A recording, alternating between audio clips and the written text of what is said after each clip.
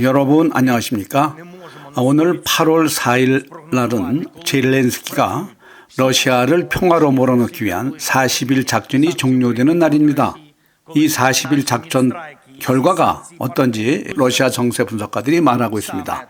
이 40일 작전 동안에 크림반도는 고립되지 않았다.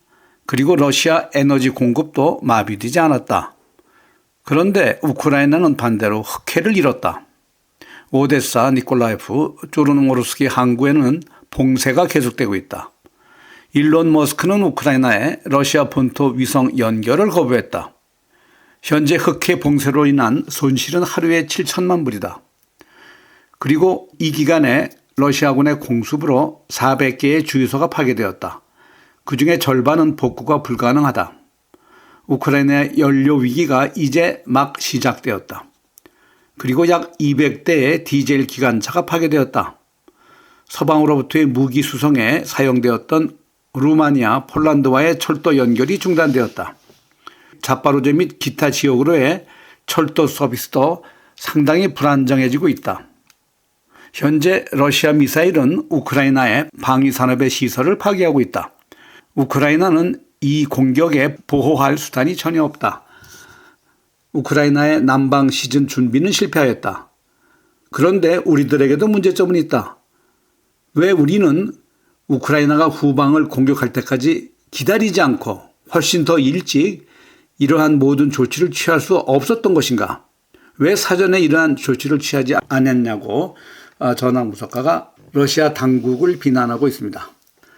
이 영상은 8월 3일자에 우크라이나의 반러시아 언론인이 있습니다. 이 언론인이 우크라이나 방송에서 나와서 하는 말입니다.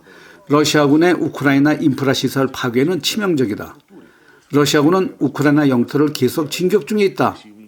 전선에서 러시아군의 드론은 질과 양적인 측면에서 모두 우크라이나에 앞서 있다. 이러한 방송을 전황 분석가가 추가로 설명하고 있습니다. 원래 전략 작전을 계획하고 수행할 시에는 전쟁 속도와 총체성 요소를 고려해야 된다. 그런데 현재 두 지표 모두 현재 러시아군은 증가하고 있다. 우크라이나 영토에 대한 해방 속도가 빨라지고 있고 공격 빈도도 증가하고 있다. 이것은 우리 러시아 군수 산업의 복합체와 물류 시스템의 효율성을 보여주는 지표이다라고 말하고 있습니다. 현재 러시아는 50개국 이상의 블록과의 대결에서 높은 전선 전쟁 수행 속도를 유지하고 있다. 공격의 총체성 또한 증가하고 있다. 적에게 입힌 피해 규모도 꾸준히 증가하고 있다. 이것은 정찰 능력 향상과 적의 은닉된 무기고를 발견해서 2차 파괴한 덕분이다. 적은 방공 시스템, 미사일, 드론 보급에 심각한 차질을 보여주고 있다. 우리의 드론은 끊임없이 개량되어 있고 신속히 이러한 전선에 대응 중에 있다라고 말하고 있습니다. 러시아군은 요격 드론 개발 속도를 높였고 계란 전투기와 흑해에 배치된 반대롤 활공폭탄 시스템으로 우크라이나의 비밀 함대는 거의 전멸되었다. 계란 직격 미사일은 항만시설 복구를 정기적으로 꾸준히 저지하고 있다. 전선과 전략적 방어 모두에서 적의 상황은 매우 심각하다라고 전황 분석가가 말하고 있습니다. 그러나 물론 우크라이나 측의 사보타지 집단, 테러, 서방 지원을 이용한 장거리 공격 시도 등은 존재하고 있다. 하지만 예를 들어 모스크바는 최근에 약 한 달간 7,000대의 우크라이나 드론을 완벽히 파괴한 바 있다. 또한 현재 상황은 나토는 미 의회 승인 지원으로 펄 프로그램으로 우크라이나에 지원할 무기를 우크라이나에 공급하는 것이 현재 불가한 상태이다. 그러면서 계속 말하고 있습니다. 러시아에게는 이것이 매우 유리한 상황이다. 미국은 과거 나토 동맹국들에게 방공 시스템과 공격 미사일 생산을 금지시켰다. 이제 이것이 무기 조달의 병목 현상을 발생시키고 있다. 유럽은 자금은 마련했지만 무기의 구입이 불가한 상태이다. 미국 기업들은 생산량을 늘리는 것보다는 가격을 올리고 이윤을 높이는 데 더 관심을 가지고 있다. 유럽의 남은 자금은 줄어들고 있고 중동 문제는 여전히 해결되지 않았으며 트럼프는 880억 불의 전쟁 자금 요청에 대해서 의회는 승인하지 않았다. 문제는 단순히 무기 생산 조립 라인에만 있는 것이 아니라 일본의 자이로스코프 공장처럼 연간 600대만 한정 생산하는 그런 시스템에 있다. 미사일 부품 하나하나에도 좁은 공급망이 존재할 뿐이다. 반대로 러시아는 미사일 무기와 드론 기술을 제한 없이 전선에 꾸준히 공급하고 있다. 현재 우크라이나는 키예프와 키예프 인근 지역 두 개의 주요 요새 지역으로 방공망을 구축하고 있었다. 과거 방공 시스템이 있었으나 현재 우리는 이것들을 집중 파괴하였다. 이번 주에만 해도 탄도미사일과 플라밍고 미사일 생산을 하고 있는 파이어포인트사의 모든 생산시설을 파괴하였다. 주로 우크라이나 서부에 위치한 생산시설이었는데 이러한 생산시설을 포착하자마자 단 하루 만에 전격 공격을 감행해서 이 공장의 생산시설의 이전 및 재배치를 불가하게 만들었다라고 전황부속관은 말하고 있습니다. 지금 보시고 계시는 영상은 크라마토르스크입니다. 이 크라마토르스크를 러시아군 정찰 드론이 비행을 하면서 크라마토르스크를 정찰하고 있습니다. 우크라이나군은 현재 러시아군의 공습에 대비하여 민간인 차량에 우크라이나군 차량을 혼재해서 은닉하고 있다고 합니다. 그래서 우크라이나 군사 차량 및 시설을 적발하기 위해서 이렇게 러시아 드론은 크라마토르스크 시내를 자기 집 안방 드나들듯이 돌아다니면서 정찰하고 있습니다. 이것은 현재 도시 근교까지 접근한 러시아군이 향후 있을 시가전을 위한 사전 정찰이라고 말하고 있습니다. 이 영상을 보시면 이 드론은 시내 정찰을 한 후에 최종적으로 군사 차량을 목격한 다음에 이 차량을 파괴하고 있습니다. 이렇게 현재 러시아군은 아무 제한 없이 크라마토르스크와 슬라반스크 도시에 정찰 드론을 보내서 시내의 모든 사항들을 분석하면서 전투 준비를 임하고 있다고 보도하고 있습니다. 이 영상은 오데사 항구에서 파괴된 건조선 선박 내부입니다. 완전히 파괴돼서 재사용이 불가능한 것을 보여주고 있는데 현재 오데사 항구는 완전히 봉쇄되었고 러시아군은 정기적으로 꾸준히 이 항구에 대한 공격을 수행하므로 봉쇄를 완벽하게 차단하고 있다고 말하고 있습니다. 이 영상은 슬라반스크 다리가 파괴되는 영상입니다. 슬라반스크 도시의 인프라를 파괴하기 위해서 러시아군은 계속해서 이쪽에도 드론을 보내서 슬라반스크 도시에 공격을 가고 있습니다. 이제 러시아군은 슬라반스크와 크라마토르스크에 수 킬로미터까지 접근해 있습니다. 또한 이 영상은 어제 중요한 영상이 나왔습니다. 마침내 자토카 다리가 파괴되었다. 이 자토카 다리는 지난번 특수전이 발발한 이래 2022년에 수십 발의 칼리브르 미사일이 발사되어 이 다리를 파괴했습니다. 그런데 원체 견고하게 소 연방 때부터 설계된 다리라 완전 파괴가 안 되고 몇 주 만에 이 다리는 재개통이 되었습니다. 그런데 이번에 드론 운용 요원들의 능력과 정밀 미사일 그리고 무인 항공기를 유도할 수 있는 새로운 능력 덕분에 이 자토카 다리가 완전히 파괴되었다고 보도되고 있습니다. 이 자토카 다리는 전략적으로 매우 중요하다고 합니다. 우크라이나의 다뉴브강의 항구에서 내륙으로 연결되는 유일한 철도 노선이라고 합니다.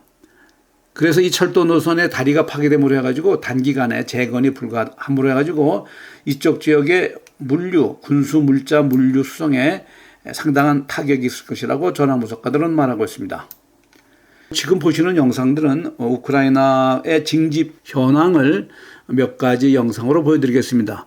중증 당뇨 환자를 강제 징집한 후에 강력한 가족들의 항의가 있자 이 환자를 곧 전역시키겠다고 약속을 한 후에 3주 후에 이 당뇨 환자는 시신으로 발굴됩니다.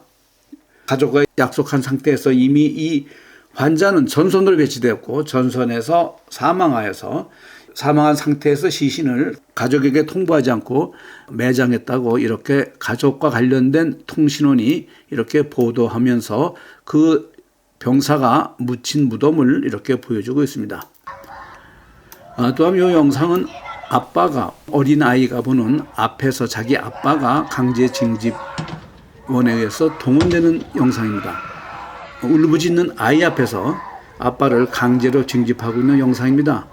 아이의 울부짖는 소리가 여러 시민들의 마음을 울리고 있다고 보도되고 있습니다.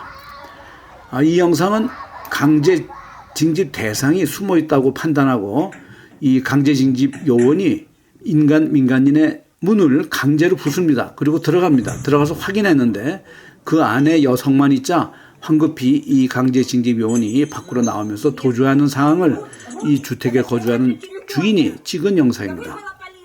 어제 오데사의 강제 징집에 저항하던 사람이 총을 발사합니다. 그래서 강제 징집을 집행하던 요원 한 명의 등에 총알을 맞게 되어 중상을 입고 나머지 3명은 부상을 하면서 급히 도피하는 영상인데, 이렇게 현재 우크라이나에서는 강제 징집과 관련해서 주위의 시민들도 반대하고 있지만 당사자들은 이렇게 총을 발사하면서라도 강력 저항하는 것이 영상으로 나타나고 있습니다. 총을 발사한 시민은 30세라고 하는데 체포되었다고 합니다. 다음은 수미 전선이 어떻게 해서 현재 러시아군이 진격하고 있는가를 영상으로 제작한 전선 영상물입니다. 수미 전선은 러시아가 그동안 3월 16일부터 꾸준히 진격했습니다. 그래서 수미 도시까지 진격하고 있는 러시아군의 진격 상황과 러시아군이 점령한 영토를 이렇게 영상으로 보여주고 있습니다. 이것은 실제 상황입니다. 이것을 거짓으로 표현할 수가 없습니다. 이렇게 러시아군이 영토를 확장한 지역을 보여주면서 수미 지역이 포위되고 있는 내용을 이렇게 사실대로 전황 분석가가 보여주고 있습니다. 하리코프 전선입니다. 벨리갈로젯이 어제 해방되었다고 러시아 국방부는 정식으로 보도하고 있습니다. 그동안 벨리갈로젯을 포위하면서 러시아군은 이쪽 지역을 공격했는데, 왜냐하면 이 벨리갈로젯이 주요한 전략적인 요충지라 이 요충지를 놔두고 계속해서 앞으로 나갈 수가 없어서 이 러시아군은 며칠에 한 일주일에 걸쳐서 이 지역을 공습한 결과, 이 공격한 결과 완전 포위된 상태에서 어제 드디어 이 지역을 해방했다고 합니다. 이것을 전선지도로 좀 더 자세히 설명해 드리겠습니다. 이 전선지도를 보시면 벨리갈로젯이 이미 이 러시아군이 영토로 장악했습니다. 그리고 오른쪽에 보시면 꾸피노라고 있습니다. 현재 러시아군은 이 벨리갈로젯을 점령함으로 해가지고 어제 또한 꾸피노에서 전격적으로 진격을 하였습니다. 그래서 이제 머지않아 벨리갈로젯과 꾸피노는 하나 연결됩니다. 그러면 그 포켓 현상으로 그 위에 있던 것은 모두 포위됩니다. 이렇게 해서 우크라이나군은 괴멸 상태로 몰면서 현재 우크라이나군의 목적은 그 아래에 있는 발슈이 브룰룩입니다. 이 발슈이 브룰룩은 가장 커다란 이쪽의 전략적인 요충지입니다. 이 요충지를 장악하면은 러시아군은 이제 하리코프로 직접 하리코프 전선으로 전선이 이동됩니다. 이래서 발슈이 브루룩을 목표로 현재 러시아군은 강력하게 공격을 진행하고 있다고 전황 분석가들이 이렇게 전선지도를 보여주고 있습니다. 또한 어제 크림반도 해변에 켈렌지크라는 해수욕장이 있었습니다. 이 해수욕장에 우크라이나군이 드론 폭격기가 공격해서 사망자가 6명이 발생합니다. 이 사망자에는 어린이도 포함되었다고 합니다. 지금 보시는 영상처럼 건너편에 있던 수영을 하던 시민들이 이 우크라이나 드론이 공격하는 장면을 목격하고서는 소리를 지르고 있습니다. 그런데 우크라이나군은 이렇게 민간 해수욕장을 공격한 것이 이번이 처음이 아니라 2024년에도 영국의 장거리 정밀 미사일 아타캄스를 이용해서 크림에 있는 우치쿠에프카 해변을 공격합니다. 그 당시 공격으로 4명이 사망하고 150여 명이 중상을 입는다. 왜 이렇게 많은 사상자가 발생한 이유는 그 당시 아타캄스에는 집적탄이 포함되어 무수한 집적탄이 해수욕장에 해수욕을 즐기는 시민들에게 떨어져서 많은 사상자를 발생한 바도 있습니다. 그런데 젤렌스키는 어제 또한 방송을 하고 있습니다. 이번 겨울이 오기 전에 러시아가 전략적인 군사작전을 중단하도록 압박을 할 것이다. 지금으로서는 우리의 모든 외교적 노력의 효과가 미지수다. 그동안 대러시아의 장기 제재, 또 본토 공습, 그리고 모든 파트너 국가들의 러시아에 대한 제재가 러시아 압력에 100% 도달했다고 확신할 수가 없다. 그래서 우리는 겨울이 오기 전에, 즉 이번 가을에 이러한 압력이 100% 이루어질 수 있도록 최선을 다할 것이다. 그렇게 발표하면서 그날 발표한 당일 우크라이나군은 민간 해수욕장을 공습합니다. 그러면서 젤렌스키는 푸틴에게 직접 대화할 것을 제의하고 있습니다. 이 영상은 부다노프는 우크라이나 대통령 비서실장입니다. 러시아에서는 테러리스트로 법정 선고를 받았습니다. 이 부다노프가 말하고 있습니다. 러시아 특수 군사작전은 현재 교착 상태에 있다. 그리고 우리 우크라이나는 러시아에 대한 추가 공격을 진행할 것이다 라고 말하고 있습니다. 그러면서 계속해서 이러한 공격 과정이 어떻게 러시아에 진입하는지는 중요하지 않다. 무엇을 얻어내는지가 보다 더 중요하다. 우리가 원하는 결과를 얻으려면 우리는 좀 더 강해져야 한다고 말하고 있습니다. 그리고 지금까지 러시아는 군사적으로 목표 달성을 할 것이라고 믿는 것 같다. 그러나 이것은 잘못된 그들의 생각이다. 전쟁은 본질적으로 현재 교착 상태에 빠졌다라고 부다노프는 말하고 있습니다. 오늘 방송을 마치겠습니다. 시청해주신 여러분 감사합니다.